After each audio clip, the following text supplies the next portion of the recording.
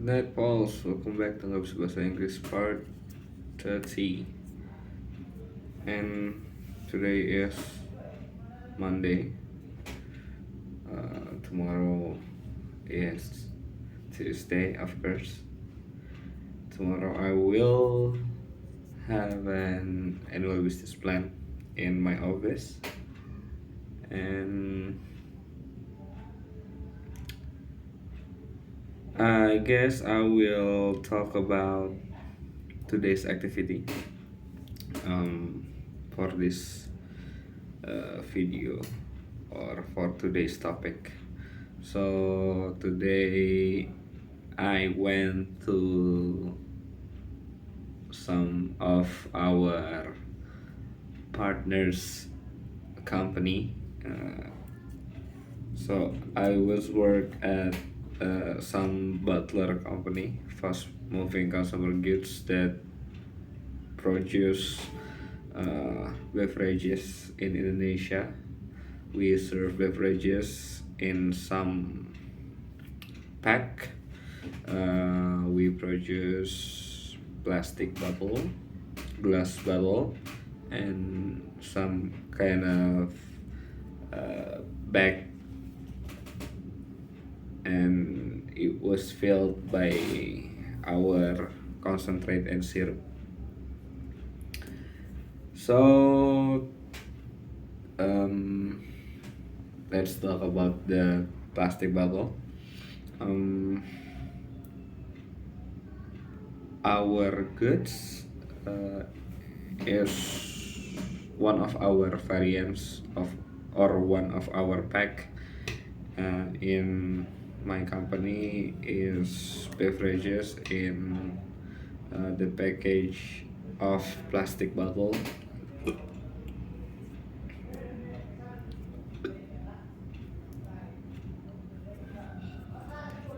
And we produce the plastic bottle by ourselves, but we just produce the plastic bottle.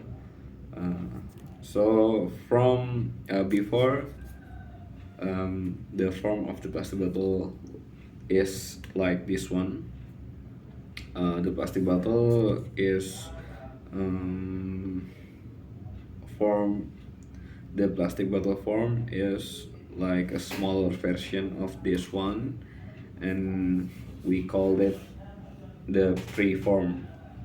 So it was the previous before forming. We call it pre-form. I don't have an example of the pre-form because it was classify of classify classify by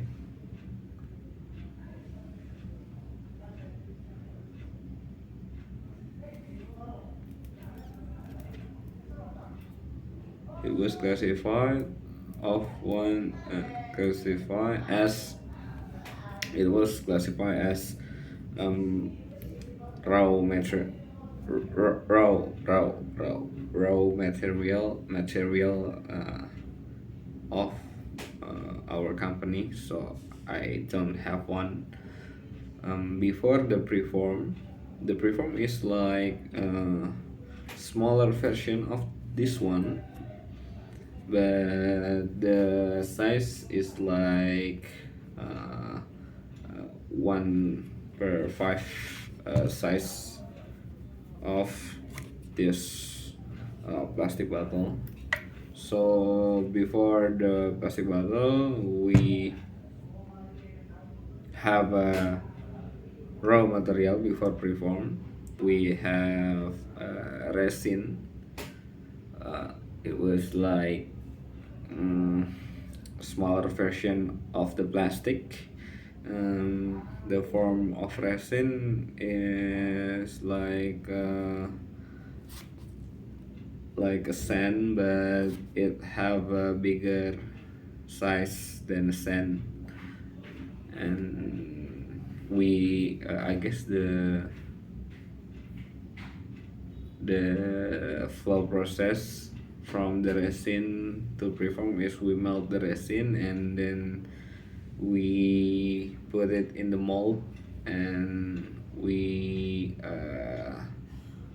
dry the mold and we have preform, and then from preform to the plastic bottle that we usually see in the market, we blow the preform in the hot condition, so it was like a balloon. And after the oh, the first one we have a mold. We have a mold in the shape of our plastic bottle that we are going to produce, and then we put the preform, and then I guess we blow it with a hot hot temperature air, so the preform is kind of melting, and then it took shape of the mold. Jadi kayak kita punya cetakan yang udah dibentuk kayak dalamnya tuh kayak gimana yang mau kita pengen. Habis itu kita taruh preformnya, terus habis itu preformnya ditiup sama udara panas kayaknya. Karena dia panas, jadi plastiknya agak bisa agak lentur gitu ya, elastic, and it menyesuaikan bentuk dari moldnya gitu. And then the company that I visit is that kind of company. So the company is producing the recyclable PET. We call this plastic bottle as a PET. PET is one of the type of plastic bottle that we are usually saw in the market or in our life. This one is PET, but this one, the closure and the ring cap is not PET. This one is HDPE apa kalau nggak salah ya namanya ya, HDPE. Biasanya ada keterangannya di sini. Atau enggak deh. Ya pokoknya itulah, beda. And the label is OPP. The type of label is OPP. Also, we have several type of plastic. We have PVC.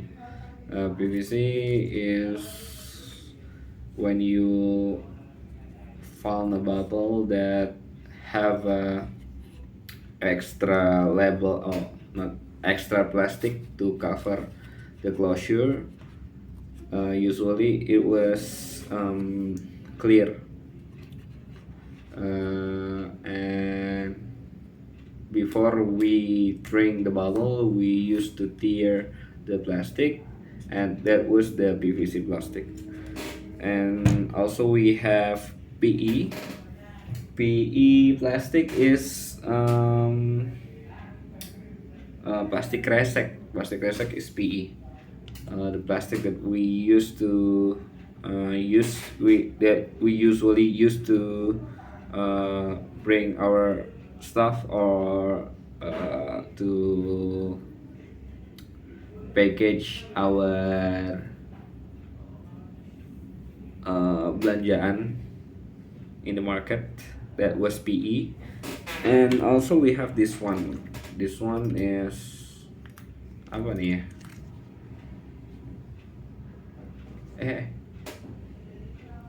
PP. This one is PP, double P. I don't really know about this kind of plastic. I guess this one is also categorized as PVC. The cover, no, the package of this kapas bahasa Inggrisnya apa sih? Cotton is also categorized as PVC, and in that company, they can only produce the recyclable PET, so they can't recycle the closure, which is HDPE, if I'm not mistaken, the type of plastic of this closure, and also they can recycle the label, the OPP plastic. So if they want to recycle this plastic bottle, they have to tear the label, this one, and also they have to remove the closure and remove this ring cap, or ya ring cap kayaknya namanya deh, cincin ini ya, cincin yang ada di biasanya ada di closure, ada di tutup botol. And also they have to wash the bottle, because if we found a beverages drink in the market, they used to have this kind of label that are covering this bottle, and to cover this bottle they must have a glue to stick the label to the bottle. So if we tear the label in this plastic bottle, it should be a glue on it, like this one. Yep, this one. This is the glue of the label. They can't just recycle and continue the process of the recycle this bottle before they remove the glue. So they have to wash this plastic bottle or PET bottle, and they have to completely remove the glue, yeah, before they continue the recycle process.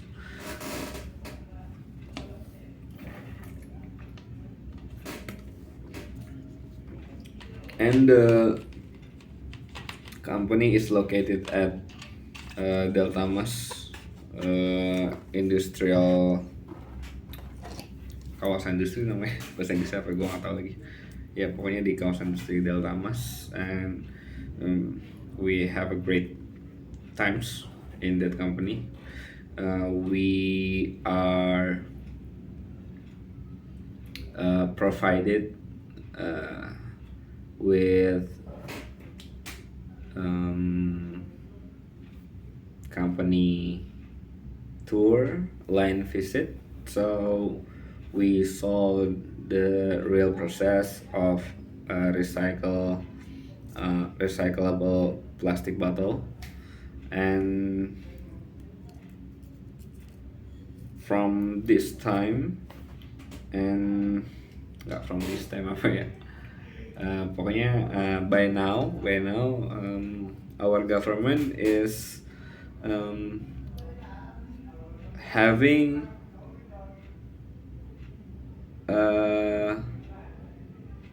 kebijakan apa bahasa Inggrisnya, compliance, enggak compliance, having a kebijakan that all of the bottlers company have to use, if I'm not mistaken, for about 50% minimum 50% of the recyclable plastic for their product. And fortunately, my company is comply and support that program from our government. Not only to comply but also to create sustainability of our world that we mm, usually knew that plastic is dangerous to our nature, so we are not uh, going to avoid plastic, but we have to be responsible of all that materials that we use, including plastic, and the way that we are responsible to the sustainability is to use the recyclable plastic. Ya gitulah. uh, I think that's all from today's video. Bye, ciao.